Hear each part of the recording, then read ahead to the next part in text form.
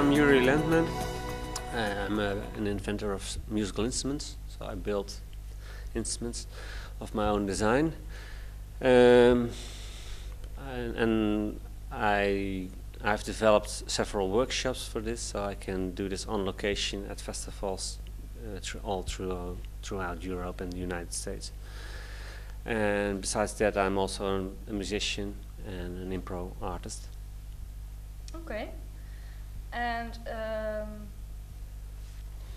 well, it's your job to travel around.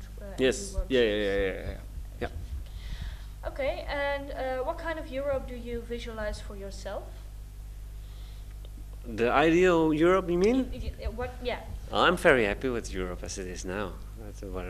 Only Hungary has not the euro yet, but I'm pretty keen on Scandinavia and on France and Austria, Switzerland. Those countries are very good for my job because they have like a fundamental art funding. So there's a good infrastructure for artistic projects. What I'm doing, and that's not present in the United States, in the UK. So I'm more keen on the continent. So Europe is the ideal place for you. I think for every artist it is much better than any other region in the world because, yeah, like I said, there's a complete infrastructure. In Holland you have the pop venues, and in Belgium you have art venues, which are also pop venues, but a little bit more artistic. And France has the same system. So, yeah, and that's because of that structure. It's easy to travel, and the distances are not so very big as in the United States. So. Okay. So you're quite happy with the borders right now, that you don't have that's easy to travel. Yeah, because I'm going into Russia, for instance, in 2 weeks, and that's a nightmare because you have to have a visa. When you have a DHL, you have to have an invoice, and the funding which is involved from Moscow in this situation and St. Petersburg, they are not allowed to transfer it, and it's like a bureaucratic nightmare to do business with Russia. It's a great country to do something with, but all the advanced arrangements are very heavy. And United States also, you have to have a work permit, for instance, which costs you like $300, and which is kind of ridiculous if you're in this kind of jobs. You don't earn. You earn a little bit of money, but when you have to have the flight and the work permit, it becomes almost impossible to do something in the United States.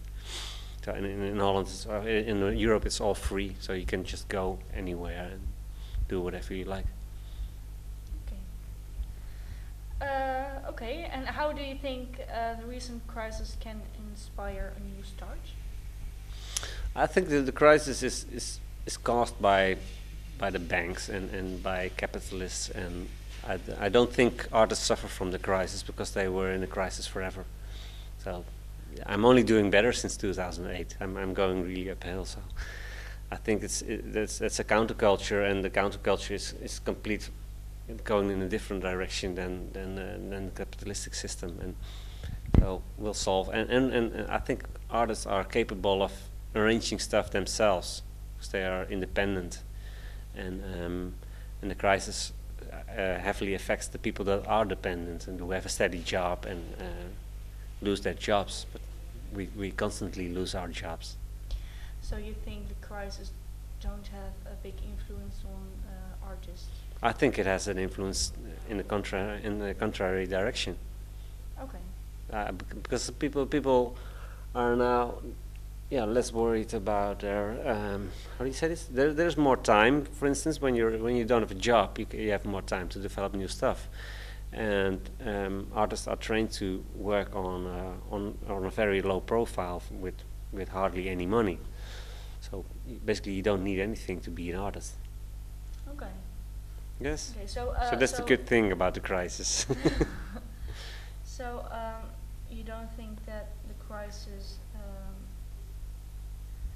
hits you as in selling your arts? No, it will, the stronger Holland collapses, for instance, and if the Eastern or Central Europe parts come up, then it will become more easy to export your stuff. Okay. So it's good that it balances out.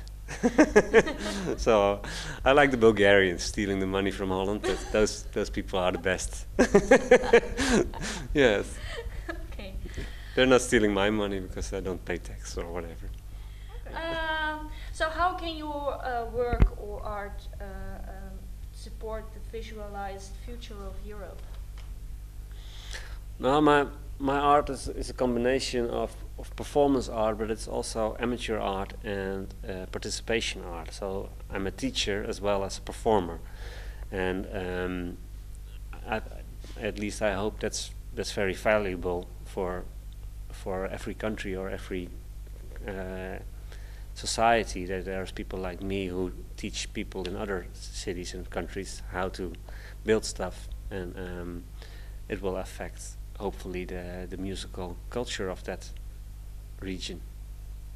Okay. Yes. So I sold like 500 instruments, for instance, and so they are all spread out over Europe, and I have a very good network of people who are playing my stuff. Okay. Okay, and how can ICQ, in a way it is now, contribute to that? This is a project where there are schools involved, and for me that's a very good way to meet people from other countries. And for instance, the ones from Letland, Latvia. Latvia, yes, they were interested in doing the workshop there. So if I can do the workshop there and I can bring my bandmate and we can perform there, and then there's a win-win situation, because that's how I try to manage the stuff. Okay, yeah.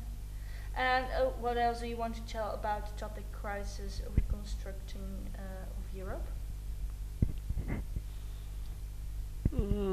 I think I've already mentioned the most relevant thing about the counterculture, who is not suffering from the crisis. At least I'm not suffering from it, and all the negative responses in the society, yeah, they're annoying, but I think it will make people work harder and think about life and not about money.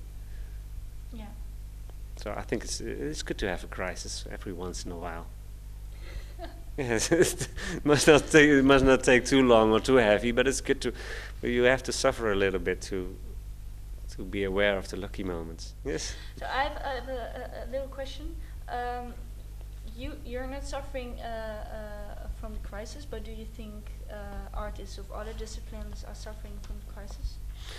Yeah, there was this huge cut in the art funding in Holland 2 years ago, caused by Halbe Zijlstra, and in the right-wing government who was there at that moment, and this had a strong effect on, for instance, on theater, and I don't know which other, but I always hear complaints about theater and dance. As far as I can go, the organizations that dropped in my environment were the ones who were not willing to work with me, and the ones who are willing to work with me, who are more progressive, more into new developments, are still there. So it's like, okay, you got your. I never have funding, so I don't work with funding. So it doesn't affect me, but it affects certain organizations who have had funding for 20 years. And like I said, a crisis every once in a while is good to clean up some old mess and get the relevant art out, and then put in the funding again. So hopefully I'm in the next shift of the fundings. Yeah, but yeah, like I said, I think it's a good cleanup. But I'm pretty strong on that. But okay. yes. Yeah.